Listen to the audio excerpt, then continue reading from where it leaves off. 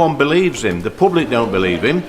The MPs on this side of the House don't believe him. His own gullible backbenchers don't believe him. So does the Prime Minister agree with me? He's been lying. Prime Minister, sorry, we don't use those words, and I'm sure the members withdrawn it. Mr. Speaker, I have the greatest respect for you and your office, but I will not withdraw. That man couldn't lie straight in bed. Order. Mr. Anderson, you'll have to leave. He is gaslighting the nation, so let's call this out for what it is. The Prime Minister is a barefaced liar, and if he had any decency left... No, order. Sit and leave. Leave now. I'll name you otherwise and go now if I were you. Yesterday, the Zara Sultana be named and leave this House. All those in favour? Aye. Leave. I'm sorry you've done this. I really am. I hope you're bearing up with all this shit. It's not even all this shit, is it? It's all the uncertainty. That's what really gets me down. Maybe I don't know, maybe I've got some sort of OCD, but even in normal times, if I've planned everything, if something goes wrong or someone says, oh, I can't, I'll go, cancel it. Cancel it all. I'm never doing anything ever again. If I book a flight, right, and they go, oh, it's an hour delayed, right, never, yeah, you're never going to work again. Just everything's up in the air. You can't look forward to anything. You can't. Do you know the worst thing is as well?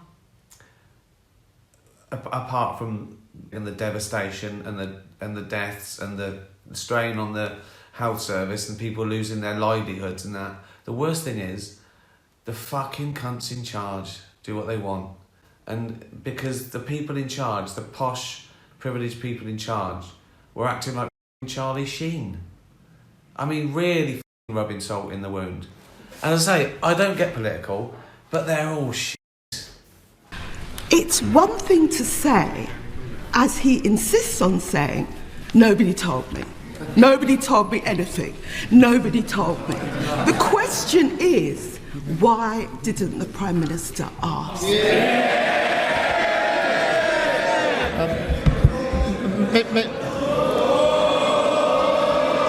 Mr. Speaker, in relation to her question, let me be clear. I should not have appointed Peter Mandelson. As soon as the further revelations came to light, I asked the Cabinet Secretary to review the process so I could be assured about the process. He wrote to me on the 16th of September, setting out the conclusions of that review and assuring me the process had been followed properly. Like the public, I feel let down, disappointed, and I am angry. Peter Mandelson should never have been appointed. This was a fundamental failure of judgment. Matthew Doyle should never have been given a peerage. This was also a failure of judgment. It has played into the terrible narrative that there is something to hide, and good, decent colleagues will be accused of being complicit in a cover-up. When are we going to stop taking went to Eton as a qualification to run the country? I mean, fucking hell.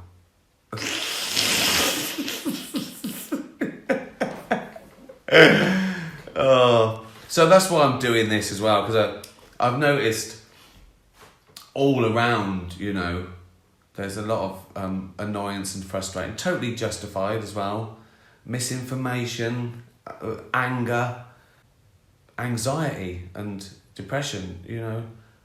But I do notice, I have noticed that it's getting a lot of people down. So, and this, you know, helps me. Like, you know, when you can't do stuff, you think, well, I've got to do something. We're built like that. We've got to do something.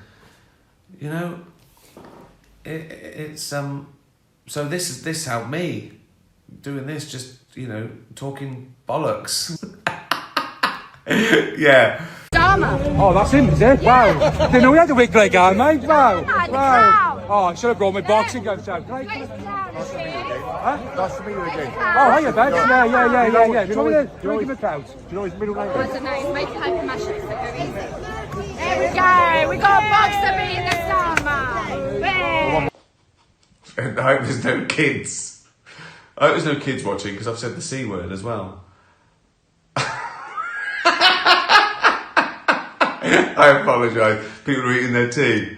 Fucking slagging off the government. Just life in general. It turns to you and says, you know, enough's enough. This pressure is intolerable. Would you listen to her? I always listen to Vic. I think she was the one in the first place that basically said, why on earth would you want to go into politics? But she is an absolute... And your answer to that question now? She is an absolute rock, and I confide in her all of the time, and hers is the best advice. I'm just thankful that I've got her every day. And at the moment she's advising you to keep going. She is, yes, and we talk everything through, and it's fantastic. We've got also two fantastic kids, a 17-year-old and a 15-year-old. I can't tell you how much joy and happiness they bring. They are my pride and joy every single day. Peace and quiet, more and more. Peace and quiet. Just want peace and quiet. That's what, I just want peace and quiet. I mean, to the extent that, I don't know, I just want, I want to know what I'm doing. When I know I've got a night in, or I know everything that's happening, right? And then when I've got to work and when I've got to relax. And then if I've got, oh great, like Netflix, I've got a night off, a bottle of wine, Netflix, this. Someone calls and says, oh, we're in town, do you want to do dinner? Oh, fucking hell. I wish I was dead. Only death can get me out of this. Peace and quiet, yeah. Peace and quiet. Everyone to be happy. More and more now, you worry like other people's misery spoils it for you. That's an age thing, isn't it? When you can be happy and then you can see one thing like, oh, like a terrible fucking story on the news or a bit of animal cruelty, it just ruins your fucking day, doesn't it? You think, oh, I can't enjoy myself now because I've got to sort that out. I've got to save that dog. That's why I do everything. Peace and quiet. I want it right. If I do that, I can have peace and quiet. Peace and quiet. I love peace and quiet now. For about a minute, then I get bored. I might have some condition. I want to do whatever I'm not doing, unless it's someone else's idea. Then I want you to carry on doing what I was doing. Oh God. This is like a therapy session, isn't it? You are my therapists, and you're not qualified.